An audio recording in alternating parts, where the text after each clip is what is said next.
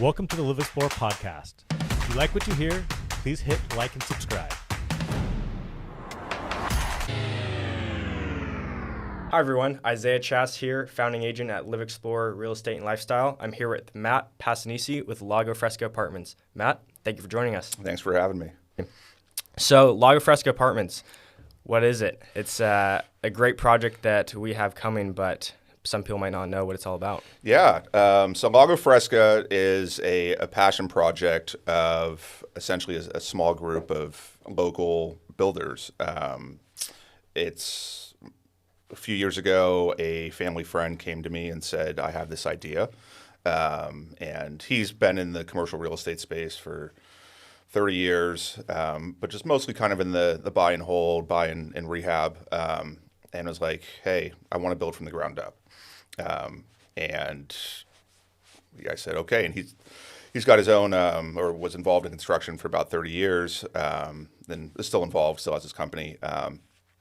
But basically said that this is a passion project he wanted to take on. He had an architect that was on board that had tried to get this project through a few times in the past, and hadn't really found the right development team yet. So he brought me on board and said, we both really don't know what this is going to entail. Let's learn together. And it's been quite a learning experience. So as far as the actual project goes, it is 50 units. It is going to be located on the corner of Hoen and Summerfield in Santa Rosa. It is right by the SAY Center for Youth, and also most people in the area know it as the old Warwick Hospital space. Sure. And it encompasses that entire corner there? So on the corner is currently currently a vet hospital, which we have no part of. And then, so there are actually two lots that we are merging into one that surround, it's kind of between the campus and the vet hospital, or I think it's just the vet office. And it's 1.31 acres. It is just an old walnut tree orchard, never been developed. We've run all the studies that we could possibly imagine to make sure there's no, the soils are fine. There's no archaeological issues. All the tribes have signed off on that. And unfortunately for us, unfortunately for just the city at large, most of the trees on the property are already dead, so there won't be an issue there. And there's nothing that we will be taking out that is native to Sonoma County. Sure. And obviously we'll be replanting as much as we can on site, and then paying the in lieu fees after that. Sure. So it's 50 units, all rental units? 50 units, all rental units. There's a good mix, and we're trying to phrase it as affordable by design. The city of Santa Rosa has pushed back a little bit on that description. Right. But what we're very passionate about is finding middle class housing. Mm-hmm. And obviously with the project as the regulations currently stand, we are happy to include as many affordable units as possible, within our financial constraints. Sure. But we are, lost my train of thought there. Oh, but yeah, so 50 units. There are 16, currently stands, we are still in the late design stage. We don't see this changing too much. Mm-hmm. But so as it currently stands, there are 16 one-bedroom units, 22 two-bedroom units, 4 two-bedroom kind of townhouse apartments, mm-hmm. 4 three-bedroom townhouse apartments, and then 4 four-bedroom flats. Sure. That sounds like a great mix. Yeah. We had a lot of feedback on that as far as kind of what type of units are needed, and what type are desirable. And especially now, it is 2023, the world's kind of changed in the past 5 years. So we definitely wanted to lean more towards the one bedroom and two bedrooms, because I think for a lot of the clientele that will be looking to live in Lago Fresca, they're going to be more of the, they work from home, they have a bedroom and they have an office. And I think, as we'll touch on later, that's kind of been some sort of there's been some concern there as far as the bedroom units not matching with some sort of parking demands. Right. And I think just, we could touch on this later. We're trying to lean into more of the 2023 approach. Sure. Because I think that's the way things are kind of going. Yeah, I was meaning to ask you about that because on the project description I saw 65 parking spaces, which for a 50-unit project, I think that totally makes sense. We're leaning towards a new time where it might make more sense to ride your bicycle to work, to be bike-centric, or walk to grocery, public transport. And that is the entire premise of this project. Those are our core beliefs, that is the way Santa Rosa and just kind of greater Sonoma County is going. We need more housing units that are walkable, that you don't need a car. Sure. And we are trying to do everything we can to accommodate that and make that as easy as possible for people in ways that I think might be foreign to a lot of people that aren't really plugged into, commercial real estate development. Right. In a way that we are trying, we're attempting to put in a car share to where any resident can open up an app, want to use a car. Here's a parking spot dedicated to that car. You can go use it and bring it back, and it's all taken care of on an app. Sure. Bike rentals. We are within, I want to say there are 2 bus stops within a half a mile, one that is literally within 1,000 feet.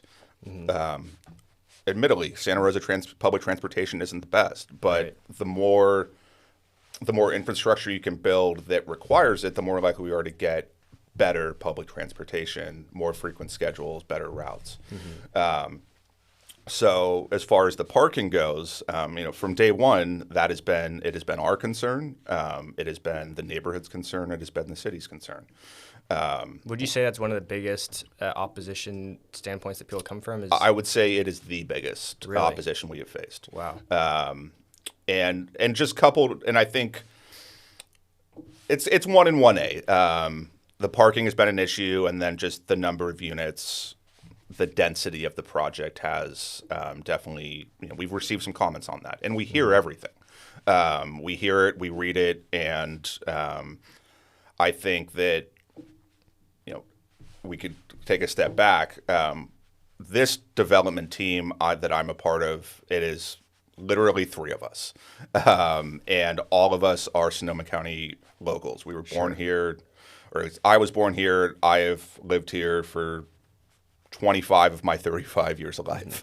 I want to stop you right yes. there and highlight that fact, because so many people will strike down on development projects, not realizing that they might be locals, truly having the community's best interests in mind.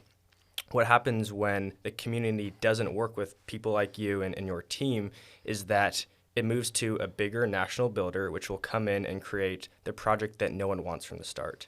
So I think that's awesome. I wish more people would see that you're a local developer and try more to work with someone that is, actually within the community. Yeah, absolutely. And it's something that's extremely personal to me, just because I have been, like I said, I'm 35 years old. I was born and raised in Pengrove, and I've seen Sonoma County change over those past 30-something years. Sure. And I really do think it's changed for the better. Is there more people? Absolutely. Is there more traffic? Absolutely. But just, we're in downtown Petaluma right now, and look at what downtown Petaluma's become. It's awesome. Sure. I'm not saying that that's what, we're trying to build in Bennett Valley of Santa Rosa. But I think, we are definitely trying to be a part of that transition into, okay, well, how can we keep Sonoma County as beautiful and as prosperous and just this lovely place to live, but also not lose track of, hey, there's a progression here of the way society is going. Sure. And sure, in some instances, it's pricing people out. We are not trying to be a part of that. Right. Well, if anything, you're helping that issue. Exactly. There's an incredible need for housing, and I'm going to sound like a broken record. I say this every single podcast, but we need thousands of homes. The state has mandated, or has a mandated goal in Sonoma County of 14,500 homes.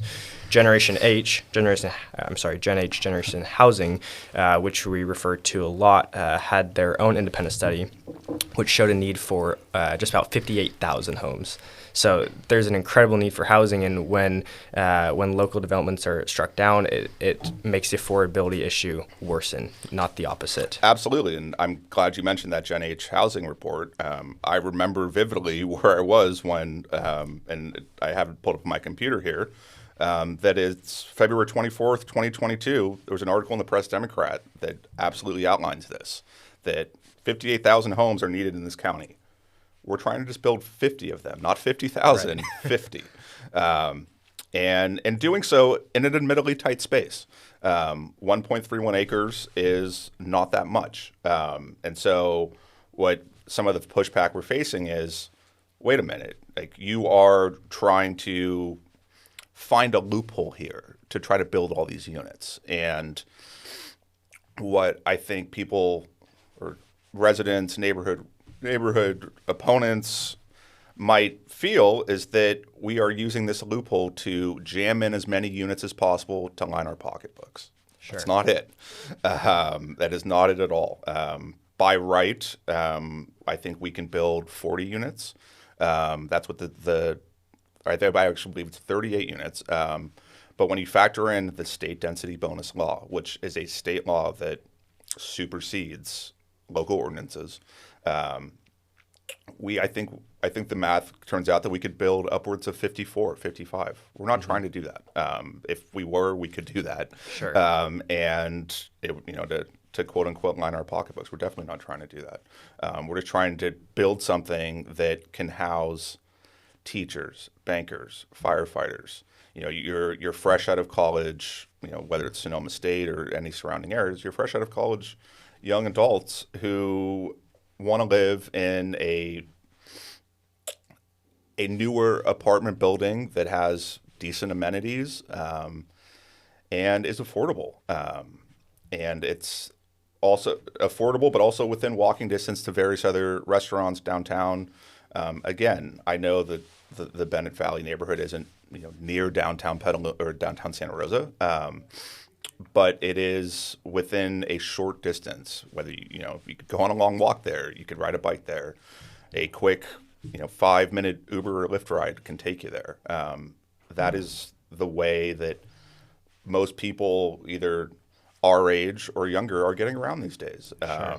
And we are trying to again lean into that. Sure. And it's a site that's within the city limits, if I'm not mistaken. Correct. It is within the city limits. And right now, it's an underutilized site. So I think that people also need to look at the fact that while it may be higher density than they would prefer, these infill projects, if you will, that bring higher density make more sense than if you were to go out and push out the outer boundary of the city limits and develop that. Correct. And what has become very apparent to us is just there is a misunderstanding of what this project is and what it isn't and how it will and will not affect the neighborhood. So from very early on, when we realized that parking is going to be an issue here, we reached out to fellow neighbors, fellow businesses to try to see if we could, potentially use some of their parking. Unfortunately, they weren't receptive to that. Mm-hmm. So we had to kind of adjust. We did look into various parking options, whether that is, building an eyesore of a garage on this property. That didn't make sense from both a design perspective and a financial perspective. Whether it was, putting in one of those, now there's kind of these automated garages and, right. We explored everything we could explore here to try to fit in as many parking spots as possible. And in doing so, we not only do we do that, but we also brought in outside consultants to perform various studies as far as, okay, what does the parking look like in this neighborhood right now? And from what we found, not only would our parking at the complex itself be sufficient with the 65 spots, but the surrounding neighborhood never had more than 30 or 40% of the on-street parking within 1,000 feet available. Again, some pushback came from, well, those studies were taken during COVID. That's honestly a fair point. And I think this goes back to, we hear everything the neighborhood is saying and we evaluate it to see how we can adjust to what they are saying, what they want to see from this project, because we're not trying to come in and just build this eyesore of a project and then just, flip it or sell it, or it's just, we're passionate about providing homes, nice homes to young professionals, and those, with the 6 low-income units. We're very passionate about that as well. And I'm kind of all over the place here, but we can talk about, we are involved with local nonprofits and local recovery centers that will be utilizing these units. We've reached out to various corporations, nonprofits, people that are trying to do better and do good for these people that might be down on their luck, to try to say, like, hey, we're going to have these units. We would love you to have to show you these, so that perhaps, through various programs, we could get your people in here. Sure. We're involved in our own nonprofit as far as helping people, helping women and their children get out of bad situations, and also people struggling with addiction. That's been a very big passion of ours, and we are very much hoping that these homes can provide some sort of, not motivation, but more of a, hey, I can afford to live in a nice place that has these nice amenities in this nice area of Santa Rosa. And there's been pushback on that, unfortunately. There's the common themes of, we're going to bring more crime into the neighborhood. We're going to lower property values. There's going to be trash. And it's like, no, that's... we hear it, we understand it, but that is not our intention. And if we thought that was going to happen, we wouldn't be building this project. And I think, like you said earlier, what's important to remember is that we are locals. We all live here. Every single person involved in this project lives here. Some of us drive by that property every single day. And so we are very cognizant of the fact that this is causing some ripples, and we are trying to do everything we possibly can to listen, to evaluate, and we have made very noticeable changes to our design based off of the comments we've received from the few public hearings we've had, based off comments we received from the city. Sure. What could you go into some of the financial aspects of when you have people trying to limit a project and push the project timeline out as long as possible? What ends up happening to someone that is trying to get it to push through? I shouldn't say push through, but get it approved. As time goes on, I don't think a lot of people know that the feasibility of that project happening also goes down. I would say that is 100% correct. As the longer this project takes to get through the approval process, the more likely it is that the project does not get built. That might be something that speaks to a lot of people, and they're saying, okay, our opposition is working. Let's keep fighting this. We obviously understand that perspective.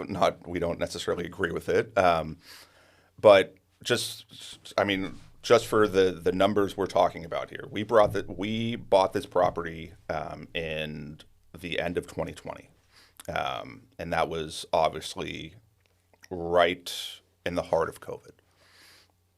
At the time, we were told that we could have this project entitled within 6 months. It is now April 2023. If this project is entitled within 6 months, a miracle might happen. Sure. So we fully expect that this project will not be entitled until maybe late 2023, early 2024. Sure. And then we're talking another 2 years of building. We are not this big development company that can afford to just keep that land vacant while everything else gets more expensive. Sure. Construction costs nearly doubled during the pandemic. Have they come down a little bit? Absolutely. Are they what they were? Absolutely not. I think I don't have to tell you or anyone listening that interest rates have skyrocketed. And we're constantly running our numbers to make sure that this project remains viable. Not that this project remains profitable, this project remains viable. Sure. And so the longer this takes, the more pushback we receive, the more challenges that come, the more likely it is that we might have to throw our hands up and say, you know what, we tried. And what that would mean is a bigger developer is going to come in and do it.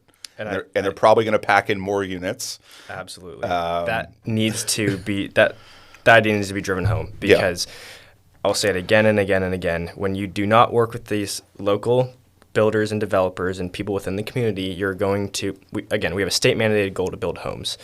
When the local municipalities don't act within good faith of reaching those state mandated goals, well, you're going to get a bigger developer to come in that has the backing to throw hundreds of thousands of dollars at legal disputes and anything that they can to push through that project. And they don't care about the local, community ideas, if you will, about parking. It's about making the biggest, most profitable project that they can have. I think what is important to remember is that this project is a by right project. Because of the state density bonus laws, and I encourage anyone listening that has any questions to go read them. And you can just do a simple search on the internet and find various articles discussing what they are and what they're not, what they're designed to do. Obviously, they're designed to get housing built. California needs housing. Sonoma County needs housing. We've seen the mass exodus of people that have left, and we're trying to, in our own little way, stop that because we love this area. We want people to live here.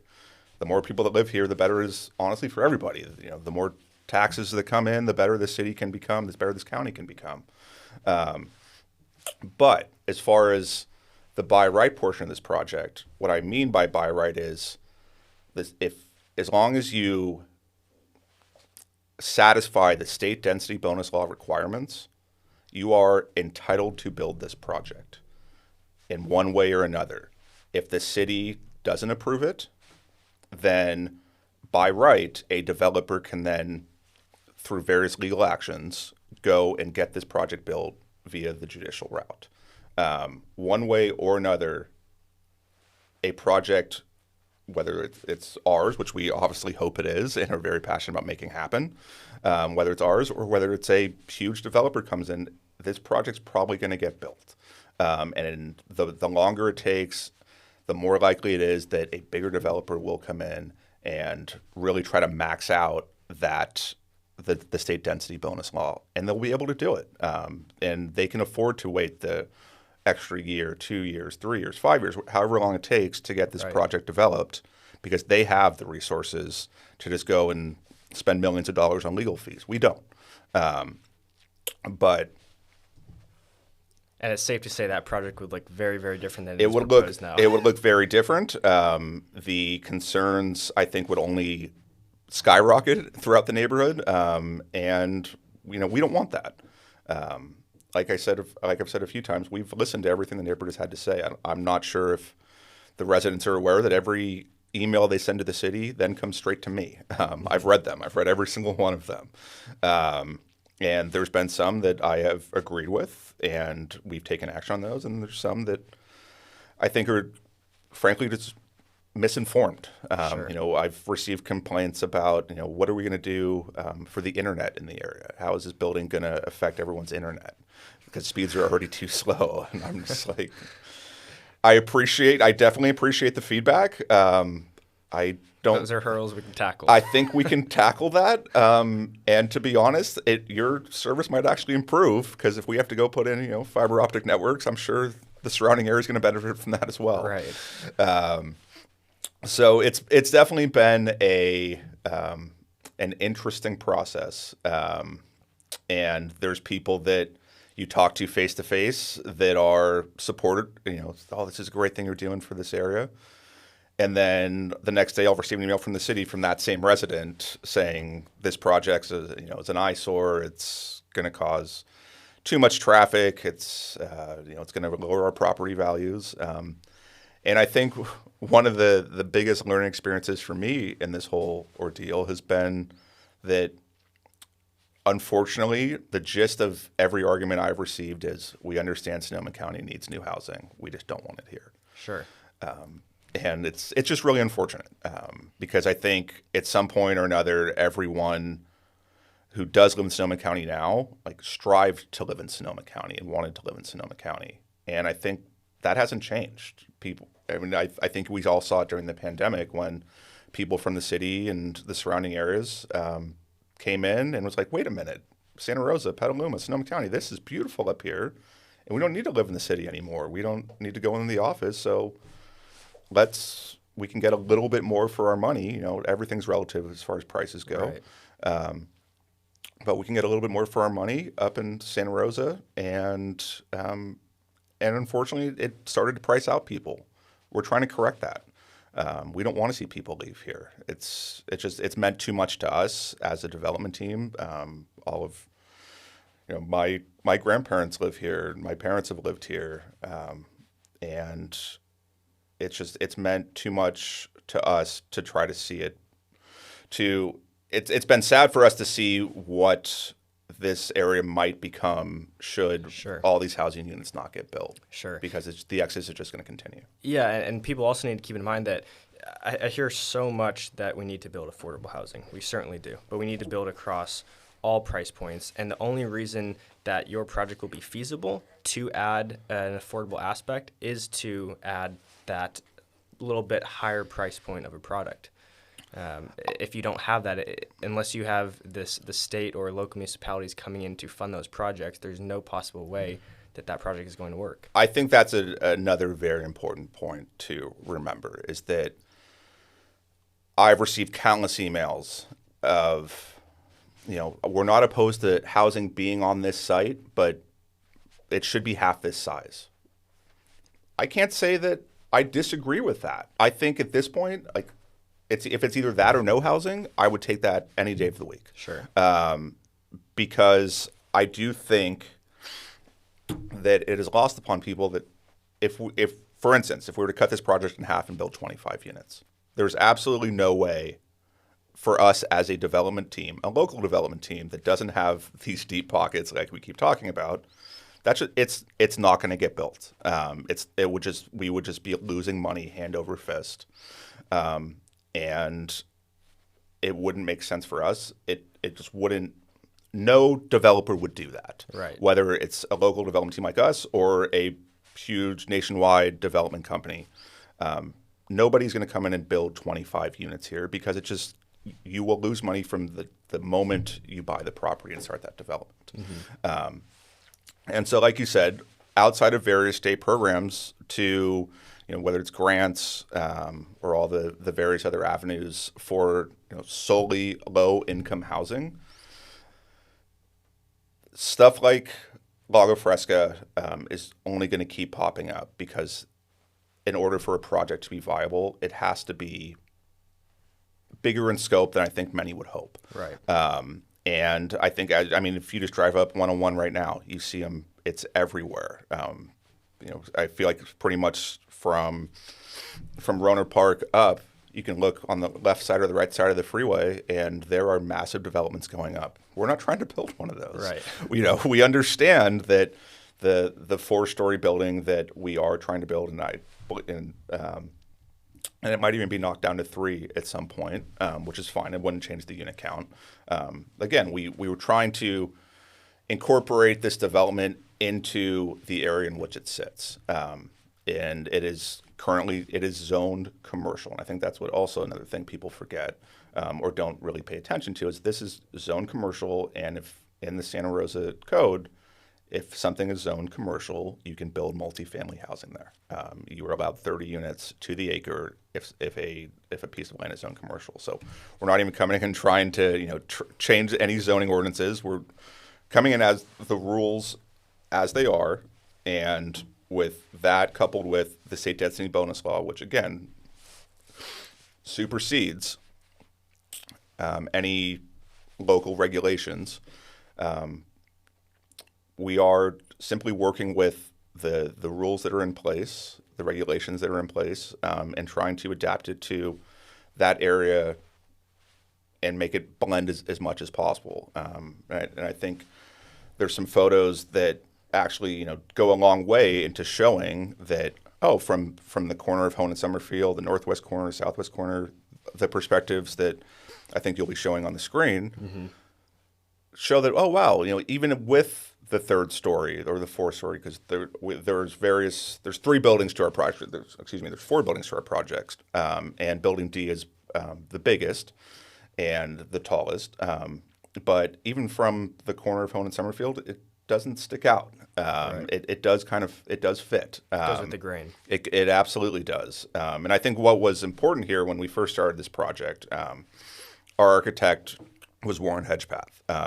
Warren Hedgepath was on the design review board for decades in the city of Santa Rosa. So he knew exactly what the city wanted, what it needed, and was very, very passionate about getting middle housing built. He designed I believe it's the Bodine building in Montgomery Village, which I think by all accounts is a beautiful building. Our building looks very similar to that, just on a little bit of a bigger scale. Sure. And unfortunately, Warren unexpectedly passed during this whole process. It was a complete shock to us and further delayed our project, but and we want to have this built almost in honor of him. This is one of his last projects that he designed before he passed away. And him and his daughter have been fundamental in getting this, helping us through this process. And we'd like to see it finished, kind of in Warren's honor. Sure. That's awesome. If there was anything that you could say to the opposition now, what would you say to address their concerns and let them know that you are listening and you are trying to address everything? But again, there is a need for housing, and we need to do all that we can to help address that need. Yeah, I think there's a few things. The first and foremost is, as we've kind of, we may have belabored the point too much, but we are a local team here. We're not some big developer. We don't have the deep pockets, and so we firmly believe this project will be entitled at some point. We hope sooner rather than later. Once it is, I think it would benefit everyone in the area that we build it and not someone else. Sure. Because, like we've said, it's probably this project will not get reduced in scope. It will only go grander in scope. And as I think we all can, as we all have seen from the state's getting pretty passionate about making sure these housing units get built. Who's to say that they don't change the state density bonus code to allow more units on a smaller piece of property? There are various avenues to where, as long as you're satisfying what the state wants, you can build whatever you want. Sure. That's not something we're trying to do. So, long story short, I would say yes. This project is going to get built. I think it is in the best interest of Sonoma County, Santa Rosa, for it to be us that does build this project because we are local residents. Secondly, although it might not show from the various oppositions, hearings, or statements that we have made, we're listening. For instance, when the first design review hearing was held, some neighbors voiced that, hey, there's no outdoor space here. And we were like, you know what? You're absolutely right.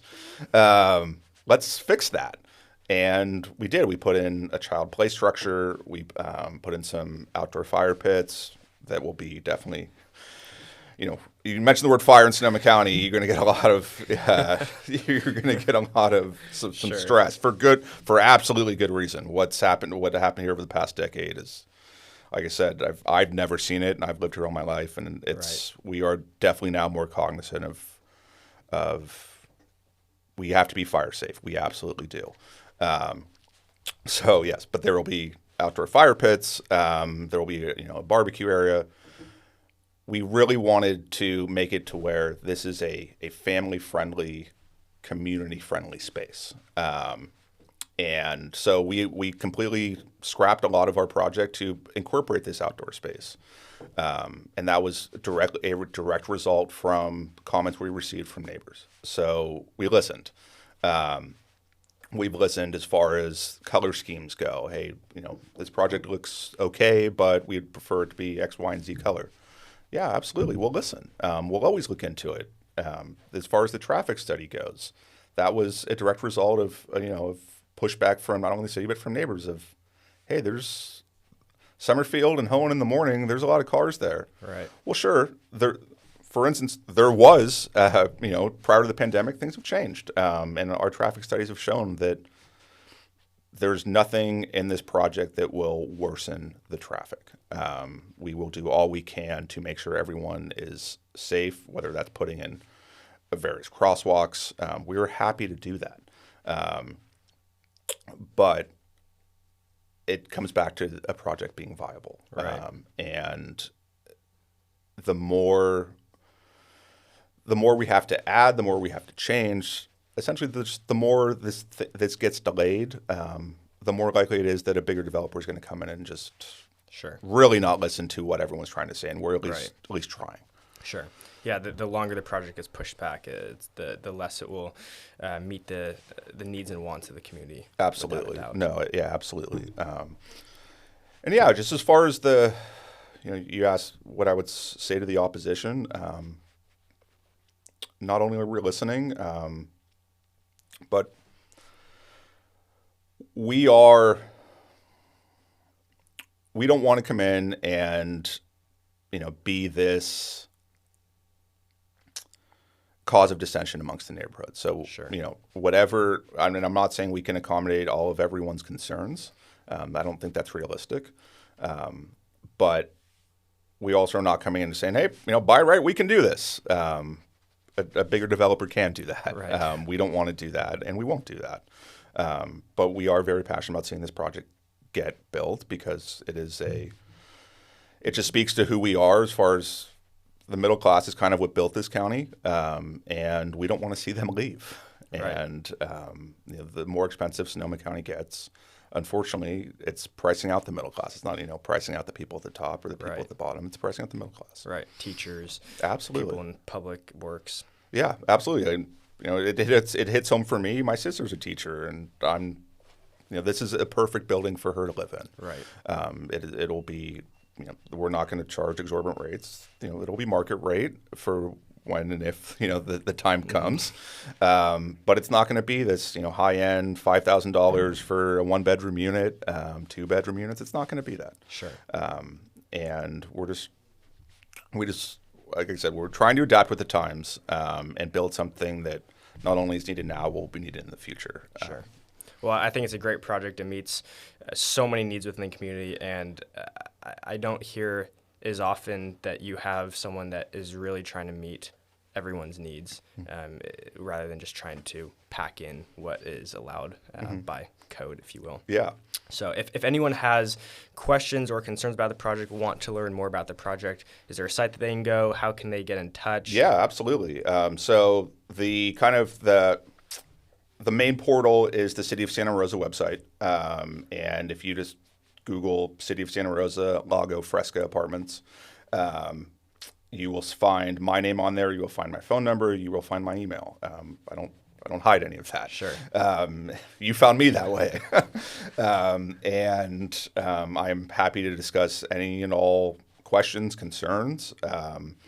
And we are happy to just hear how we can accommodate everyone's concerns, fears, speculations.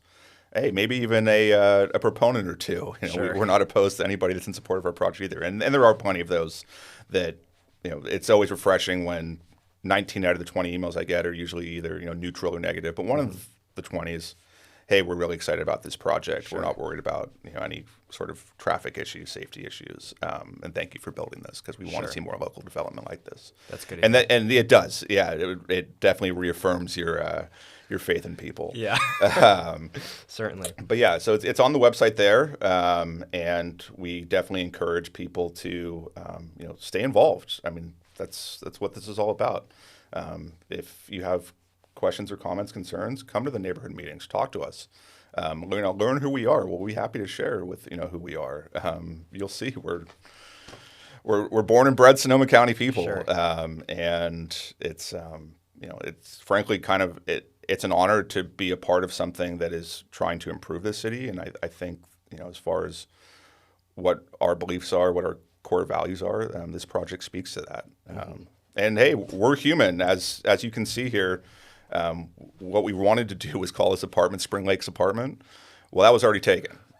So we went with the Spanish version of Lago Fresca, and we messed up the tense of it. And by the time we could fix it, it was probably too late. So we are completely human. We just said, you know what? Let's just stick with our human air of the incorrect tense or incorrect masculine femininity of the name. And so it's a daily reminder of what, we're human here. We're just trying to improve this. To improve Sonoma County in the little way we can. And if generation housing, like they said, 58,000 units, we just want to build 50 of them. Absolutely. Not 50,000, just 50. And yeah, it's stuff like this I think is very good. Your podcast has been a great resource for not only, people like ourselves, but I think greater Sonoma County is kind of learning, the faces behind all these companies. I listened to the Gelati Brothers one, and it's like, oh, this is super cool because you see all these gelati trucks everywhere, but you never actually get to see who's who behind them. Sure. Yeah, and I think you hear the name developer, if you will, and immediately it's almost a scary thought that your neighborhood's changing. There's almost a feeling, I think, that is human nature that you don't want change. Yeah. And when you hear development or developer, it's scary. So for people that are watching or listening, you're human. Absolutely. We are completely human. We are real people who we make mistakes and we try to correct them.